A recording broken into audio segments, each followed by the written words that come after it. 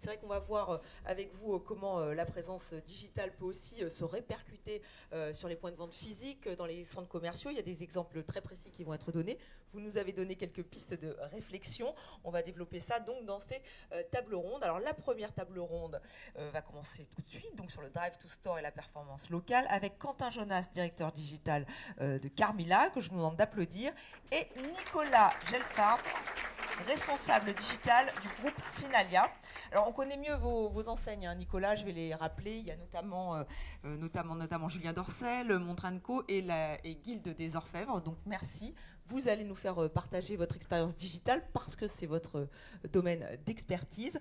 Alors je ne sais pas vous, mais en vous écoutant, et c'est vrai qu'en venant participer, enfin animer surtout ces tables rondes, je me suis demandé si ce n'était pas un peu paradoxal de mêler Google, présence digitale, et de se dire que Google était intéressé par les points de vente physiques. On pourrait se dire que vous n'êtes intéressé que par tout ce qui est web store. En fait, ce n'est pas le cas, vous nous l'avez rappelé. Mais Quentin, est-ce que vous êtes surpris donc, de cette alliance ? On va laisser Cyril reprendre son souffle et il nous expliquera après son point de vue. Non, on n'est pas étonné, puisque de toute façon, le mot d'ordre de Google depuis le début, c'est de retrouver la bonne information au bon endroit, qu'elle soit dans le monde digital ou dans le monde physique. Et en tant qu'utilisateur des outils Google, que ce soit même Google Maps, depuis très longtemps, on voit que Google va dans le monde physique et nous accompagne, en train de digitaliser le monde physique. Donc non, c'était pas quelque chose d'étonnant. Et puis, je dirais même, sans dévoiler un secret, Google est quand même une société qui est très intelligente et qui sait très bien faire de l'argent. Toutes les prédictions depuis longtemps disent que le e-commerce devrait à terme représenter 20% du chiffre d'affaires du commerce. Ça veut dire qu'il y a 80% qui va continuer à se faire physiquement dans les boutiques. Donc c'est quand même quelque chose, un marché, je pense, que Google ne pouvait pas laisser de côté. En plus, effectivement, il y a la donnée, c'est toutes ces données que vous accumulez, que vous avez, vous êtes propriétaire de ces données que vous accumulez. C'est intéressant pour vous, j'imagine aussi, en tant que Google. Je vois que vous êtes très bien renseigné déjà. Est-ce que vous savez que Google a des magasins ?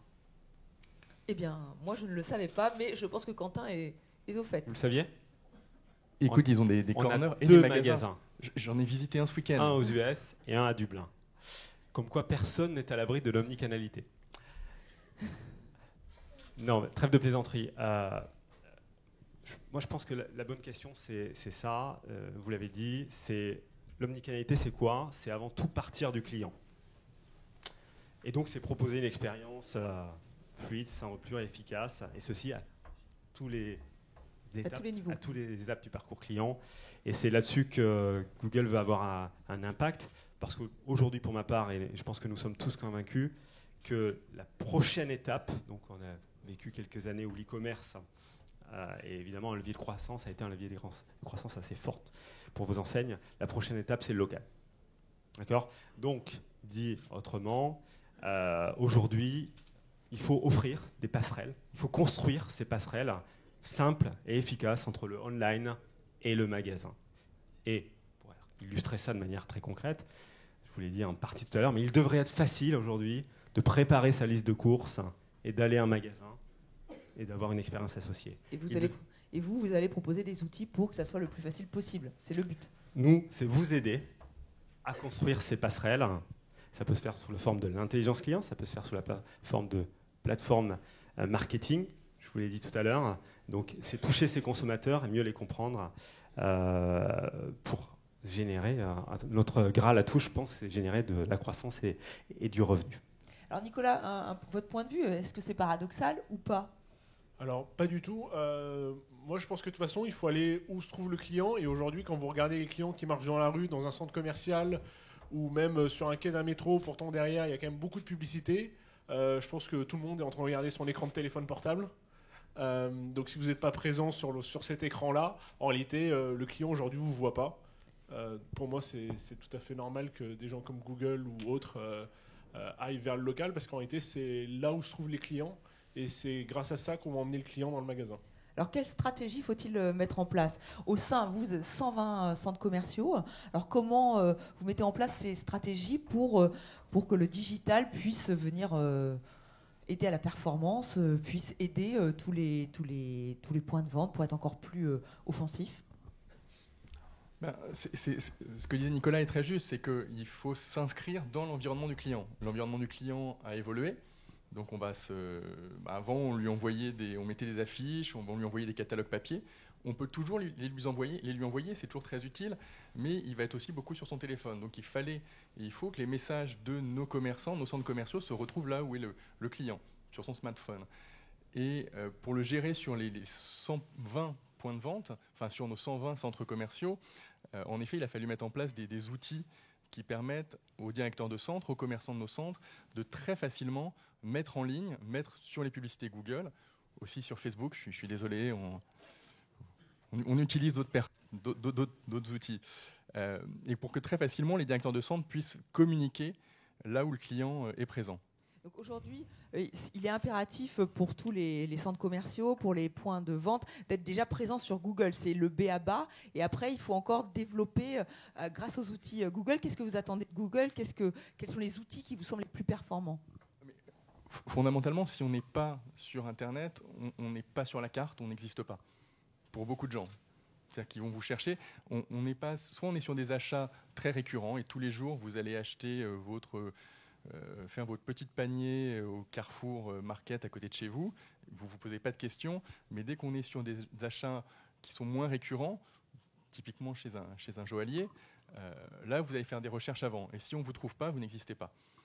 Donc il faut être le plus précis possible, Nicolas. C'est ce que vous faites, vous, au sein de Julien Dorcel, par exemple. Oui, mais c'est qu'on a tous, je pense, expérimenté la chose. On regarde les horaires sur Google Maps, on voit que le magasin est ouvert, on se rend au magasin, et là, le magasin est fermé.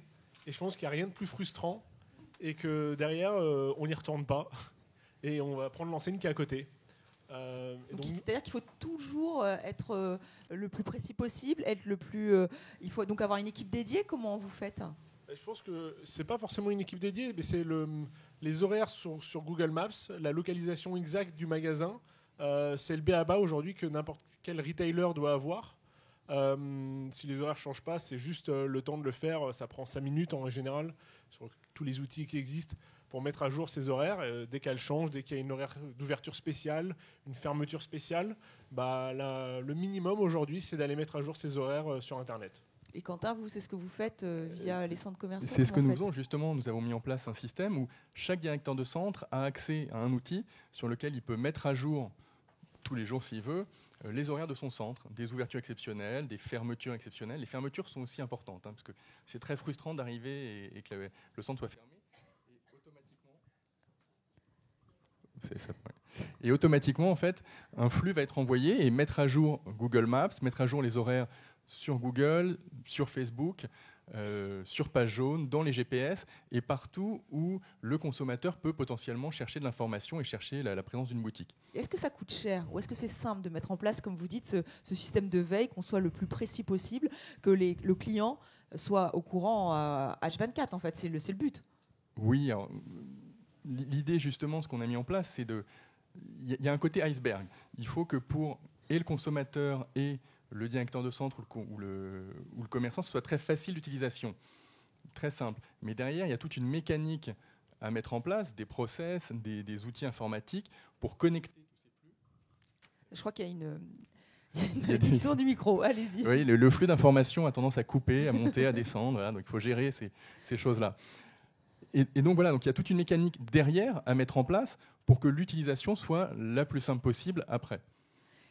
Donc là, j'aimerais bien avoir votre point de vue aussi, vous, en tant que Julien Dorcel, mais pas seulement. Vous, comment vous faites ça au niveau du national ? Et après, comment vous faites au point de vue local ? Comment vous transmettez l'information au niveau national, c'est qu'on a mis en place des outils qui sont simples, parce que nous, on a 450 points de vente, c'est 250 associés, donc c'est des associés indépendants. On ne peut pas les obliger, on ne peut pas les menacer à faire quoi que ce soit. Donc c'est à nous de leur mettre en place des outils qui soient simplissimes d'utilisation, qui ne leur prennent pas de temps et surtout qui les encouragent à le faire. Donc nous on a un outil, une sorte d'agrégateur qui leur permet de mettre à jour les horaires, le texte, les photos sur un seul outil qui va être ensuite diffusé vers un très grand nombre d'outils, dont principalement Google Maps et Facebook, mais après il y a page jaune, leshoraires.com, etc. Donc ça, c'est leur faciliter la vie au magasin. Les gens dans les magasins ne sont pas des experts digitaux.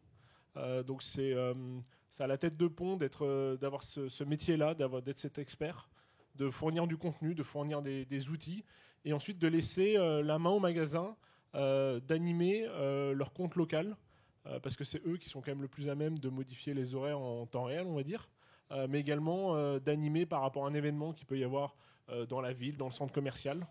Donc tout ça, c'est des outils et du contenu uniformisé à fournir au point de vente. Donc ça, c'est le b.a.-ba. Alors après, comment peut-on aller plus loin ? C'est-à-dire, est-ce qu'aujourd'hui, il y a des outils, alors via Google, qui permettent de traquer le client, c'est-à-dire de voir qu'il a été sur Internet et qu'il a été intéressé par un produit et ensuite, il est allé dans votre magasin. Est-ce que, qui veut répondre à cette question ? Peut-être Cyril ? Oui, je vais juste faire une petite illustration. Traquer le client, attention, depuis le 25 mai, la loi a changé. Il nous faut son consentement. Donc, il faut que vous demandiez son consentement, et nous aussi, de la même façon. Donc ça, c'est GDPR. C'est extrêmement important. Oui, bien sûr. On met ça de côté. Une fois qu'on a son consentement, c'est bon. Voilà. On peut, oui, en effet, il faut aller plus vite et plus loin. Ce que vous avez expliqué, messieurs, je crois que c'est très pertinent. C'est les basiques aujourd'hui. Quand on vous cherche, quand on se renseigne, il faut vous trouver.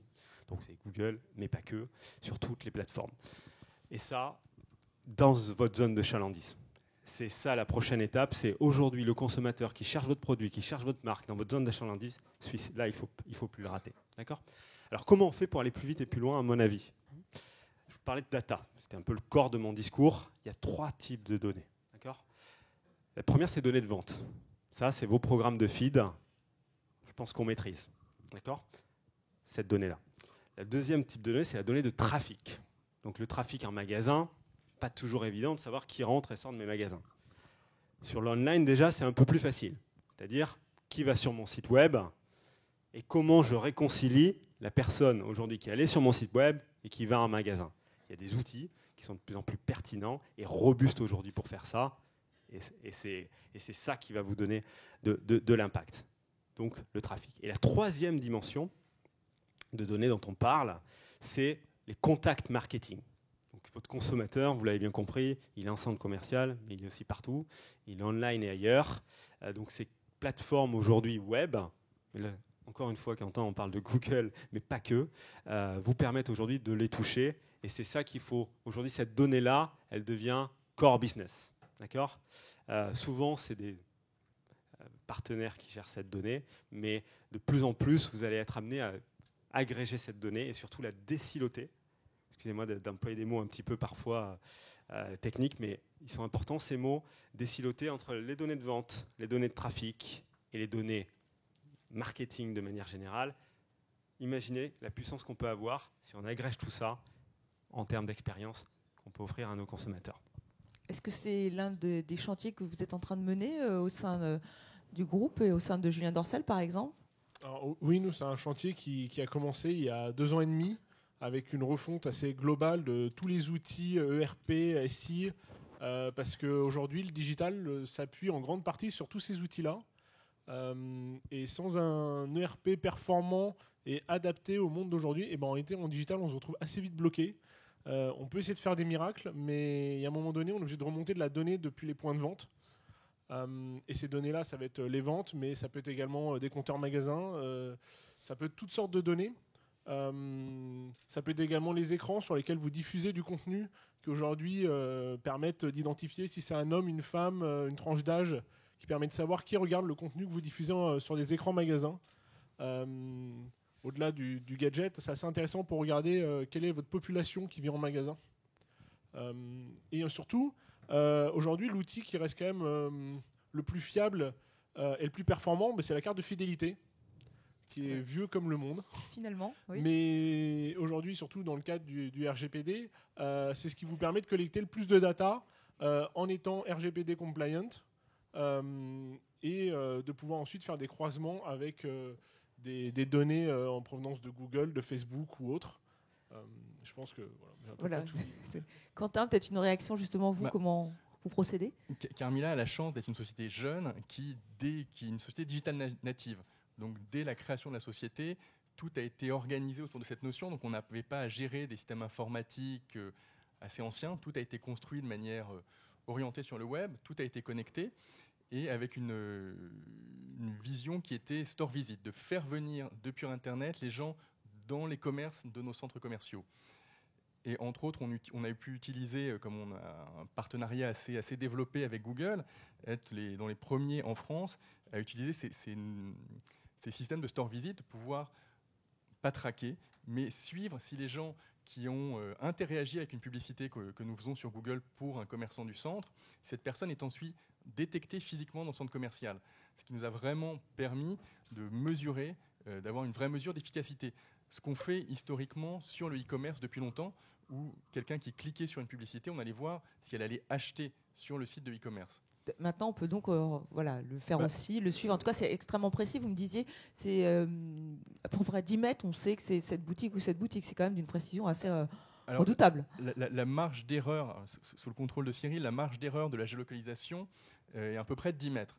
C'est-à-dire qu'en effet, si quelqu'un est à l'entrée de votre boutique, à l'intérieur ou à l'extérieur, il y a une marge d'erreur. Au niveau d'un centre commercial comme le nôtre, de sa taille, avec un parking autour, la marge d'erreur est quasiment inexistante.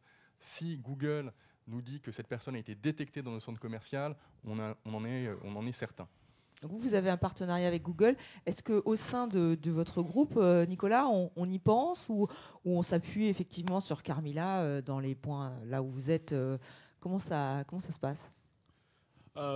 Aujourd'hui, on y pense. Le problème, c'est qu'on reste au niveau de la coopérative. Donc, le store visit, jusqu'à maintenant, c'était réservé quand même à des budgets qui étaient assez conséquents d'AdWords.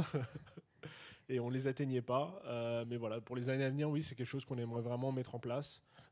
Pourquoi pas s'appuyer ensuite sur d'autres personnes pour pouvoir le faire. Cyril Grira, est-ce qu'il y a d'autres outils qui sont pensés en ce moment au sein de Google? Alors, vous n'allez pas tout nous dévoiler, mais pour être justement le plus performant possible, pour vraiment que cette présence digitale, elle permette au point de vente d'être le plus performant, encore une fois. Notre priorité, c'est de développer le local en termes d'expérience et d'expertise produits digitaux. Donc, cette mesure dont vous parliez, messieurs, on pense qu'elle va devenir de plus en plus pertinente. Donc, tu évoquais une notion de taille de budget, mais c'est avant tout un volume de données qui est pour être pertinent. Plus vous avez de la donnée, plus cette donnée est fiable. Donc, on essaye d'être de plus en plus fiable aujourd'hui, et c'est la dynamique qui est en cours. Donc, sur les développements produits, on est sur la mesure de l'impact des ventes entre le digital, c'est ces fameuses passerelles dont je vous parlais tout à l'heure, l'expérience online et ce qui se passe en magasin. Parce que, Quentin, tu le disais très bien tout à l'heure, aujourd'hui, la plupart des ventes et des achats continueront à être en magasin. D'accord ? Donc ça, c'est notre priorité, à l'évidence, numéro 1. Alors l'intérêt de ces tables rondes, évidemment, c'est de donner des exemples très concrets, de vous donner des pistes de réflexion. J'imagine que vous avez certainement des questions par rapport à ce qui a été dit.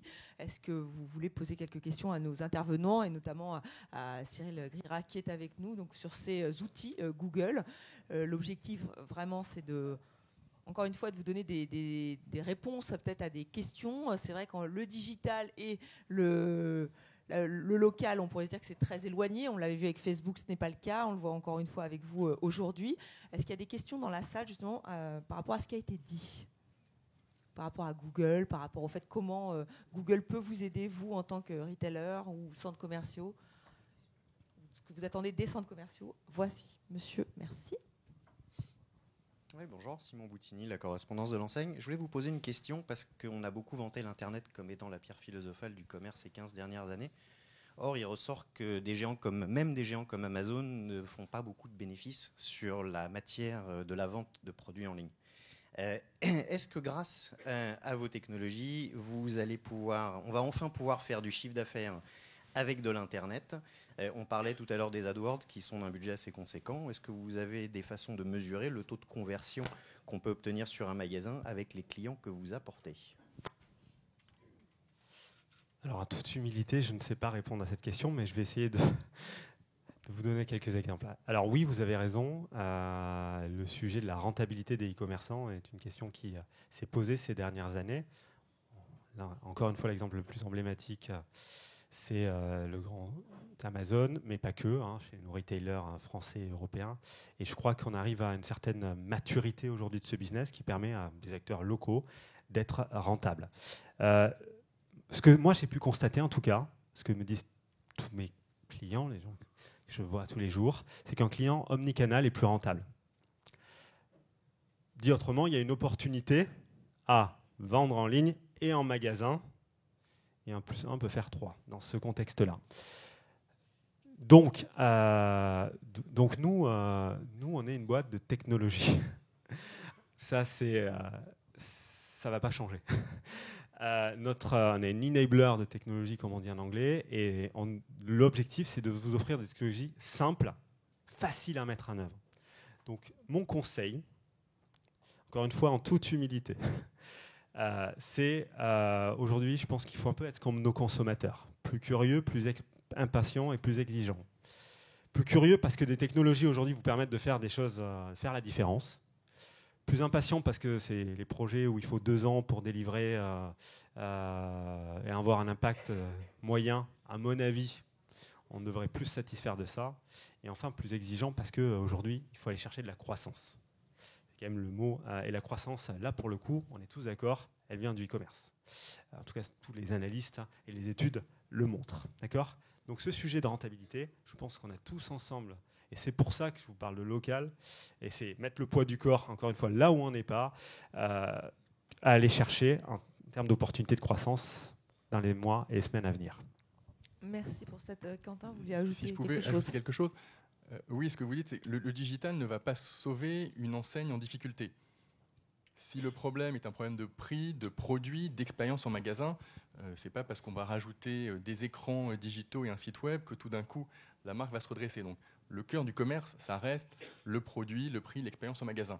Le digital va permettre d'accélérer, d'apporter des services en plus, de faire connaître plus rapidement.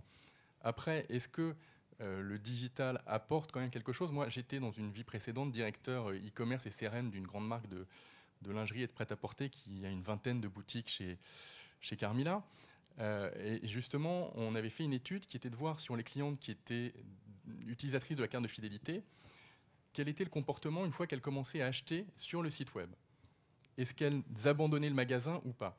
Et on s'était rendu compte que les clientes qui commençaient à acheter sur Internet, 1 an après, étaient des meilleures clientes pour la marque. Elles dépensaient plus d'argent dans cette marque qu'une cliente qui n'était pas passée au digital, et qui plus est, elles dépensaient plus d'argent en boutique. C'est-à-dire qu'on avait créé un lien avec cette cliente-là, qui faisait que elle regardait éventuellement sur le site, certains produits basiques, elle les achetait en e-commerce, et tous les autres produits qu'elle voyait, les nouveautés toutes les semaines, elle allait les essayer en boutique et elle les achetait là. Donc oui, il y a une vraie contribution et il y a une vraie création de valeur. Et Nicolas Gelfard, vous aussi, quel est votre point de vue ? Est-ce que vous partagez cette analyse ? En fait, l'omnicanal répond à une seule question. C'est le client qui dit aujourd'hui, je veux tout de suite, maintenant. Et aujourd'hui, sans un site e-commerce, aucune enseigne ne peut répondre à cette problématique. Mais un site e-commerce tout seul ne pourra pas répondre à la problématique parce qu'il lui manquera cette brique de magasin qui aujourd'hui représentera 90% du commerce, demain peut-être 80%, mais ça représentera toujours la très très grande majorité du commerce. Le e-commerce, pour moi, ne prendra pas le pas et ne fera pas disparaître les magasins physiques comme ça a pu être annoncé au début des années 2000. Est-ce qu'il y a des secteurs qui sont plutôt protégés, comme ceux que vous représentez, ou pas ? Nous, on a de la chance, c'est qu'on est un secteur qui est hyper protégé par rapport à ça. Après, je ne travaille pas sur les autres secteurs. Je pense que d'autres personnes pourront mieux en parler que moi. Mais nous, aujourd'hui, sur le marché de l'horlogerie-bijouterie, le e-commerce, ça représente 7-8%, pas plus. Et en revanche, la présence digitale, elle est comprise, elle est acceptée par tout, acceptée. Enfin, est-ce qu'elle est comprise d'un point de vue local ? Est-ce que, justement, dans vos points de vente locaux, on se dit oui, c'est important, il faut qu'on soit présent ? Alors, ça a été très compliqué il y a 3 ans, quand je suis arrivé chez Signalia, où le digital, enfin l'e-commerce, était l'ennemi juré à abattre. Ça a un peu évolué parce qu'on leur a montré que déjà, ça leur piquait pas du chiffre d'affaires, je pense que ça leur en apportait. Mais surtout, c'est que eux aussi, au niveau local, que ce soit les vendeurs, les responsables de magasins ou les propriétaires de magasins, ont vu également leur utilisation changer. Ils sont de plus en plus sur téléphone mobile, ils font leurs achats en ligne et comprennent maintenant que les clients ils sont comme eux. Ils vont faire également leur repérage sur le téléphone. Ils vont arriver en magasin avec une phrase magique en montrant leur téléphone « Je veux ça ». Je pense que tous les vendeurs dans les magasins ont déjà eu cette expérience. Je veux ça. Et c'est à vous d'avoir un site e-commerce qui soit propre, mobile, pour que le client, quand il arrive dans son magasin, il puisse montrer son produit au vendeur. Et d'où l'intérêt des passerelles. Et parfois, il peut même savoir par avance que ce produit-là est bien dans le magasin. Et c'est tout l'intérêt aussi des outils Google que vous avez développés. Est-ce qu'il y a d'autres questions avant qu'on poursuive le débat, puisque c'est aussi sur cette question justement de comment améliorer cette performance. Vous avez des micros qui se tendent par ici. Non, pas de questions. On va donc... voilà, si, monsieur, je vous en prie.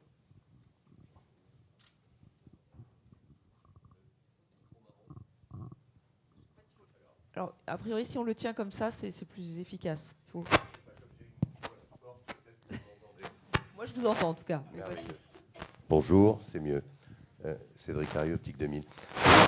Vous nous parlez beaucoup d'omnicanal.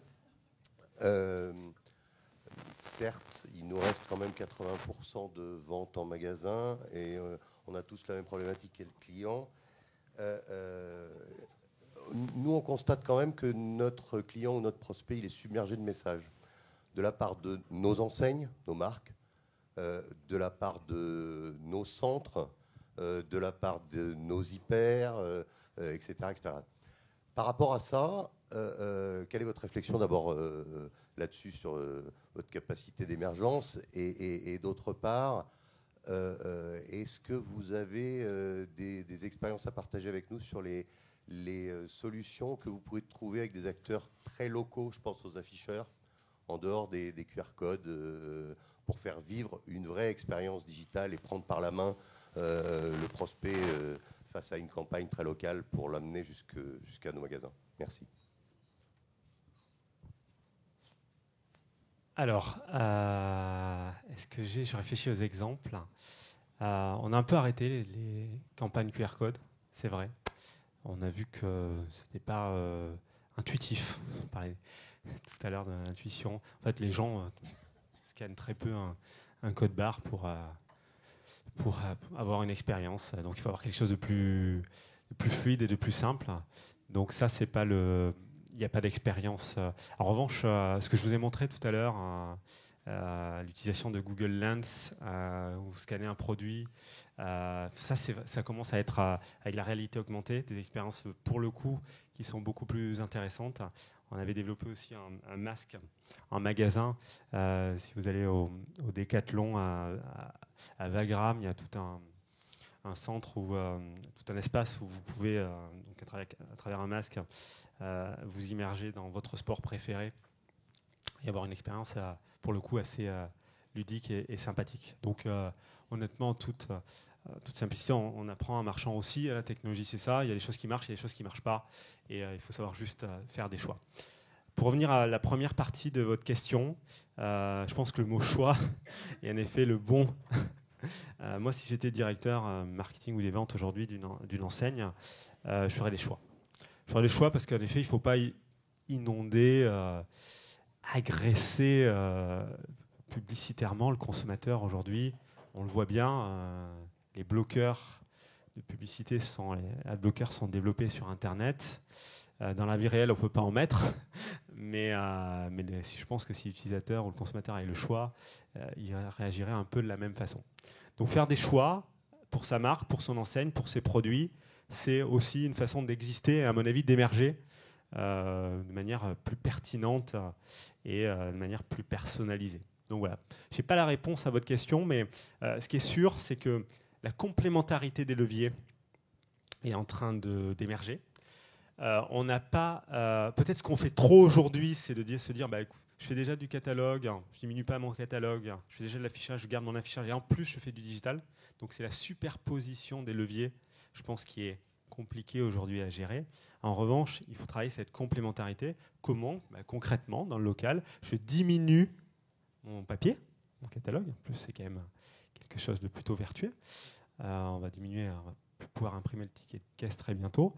Donc, je diminue je digitalise, dit autrement, certains leviers pour proposer une expérience plus adaptée, encore une fois, au portrait chinois de mon consommateur. Alors, chaque verticale, chaque catégorie a son expérience, et c'est ça, pour moi, qui fait la différence. Merci. Dernière question, on va passer à la seconde. Voilà, une autre question, et ensuite on passera à la deuxième table ronde. Bonjour, est-ce que vous pourriez donner une définition simple de la différence entre multicanal, cross-canal et omnicanal? J'ai l'impression que tout ça, ça a évolué. Il y a encore quelques années, omnicanal, on n'en parlait pas. Ouais, c'est une très très bonne question. En français ou en anglais? C'est une excellente question. La cross-canal, c'est déjà sur différents devices. En tout cas, c'est comme ça que moi je la comprends et que nous on l'utilise de manière générale. Donc, l'expérience cross-canal, c'est le mobile, le PC. Qu'est-ce qu'un device? Il y a un mot en français. Aide-moi là, s'il te plaît. Un appareil, un écran. Oui, support. C'est un support, un objet connecté. Bon, voilà. Donc ça, c'est le cross-canal. Moi, je pense que déjà, on emploie beaucoup, vous avez raison, le mot omnicanal, mais là, à court terme, l'enjeu, c'est le multicanal, déjà. Voilà, il ne faut pas se mentir. C'est déjà, ayant une expérience qui soit similaire dans différents canaux, après, créons les liens et les passerelles entre chaque canal. Donc le multicanal, c'est se dire, je vais sur mon téléphone mobile, j'achète online, et tout ce que je fais online n'aura aucun impact sur l'expérience en magasin. En revanche, l'omnicanal, c'est se dire, je vais peut-être en ligne pour acheter quelque chose, mais mon expérience va, dans tous les cas, ou dans la plupart des cas, se terminer en magasin. Et cette expérience que mon consommateur a eu online, je vais la réutiliser en magasin pour en faire une expérience plus personnalisée. C'est ça l'omnicanal pour moi. Et le click and collect, donc c'est quoi? C'est l'omnicanal? Qu'est-ce que c'est une dimension de l'omnicanal. Donc c'est un service, concrètement, qu'offre l'omnicanal, mais ça ne définit pas l'omnicanal en soi. Merci pour cette réponse. Messieurs, on va vous applaudir, on va vous laisser regagner vos places. Et on a bien compris que cette présence digitale est cruciale et même indispensable pour les points de vente et qu'elle existe dans ce fameux parcours d'achat omnicanal que nous venons de définir. Voilà. Alors Cyril, vous allez rester avec moi si vous voulez quand même on va profiter de votre présence. Vous êtes l'invité d'honneur, donc vous restez avec nous peut-être pour réagir à ce qui va être dit.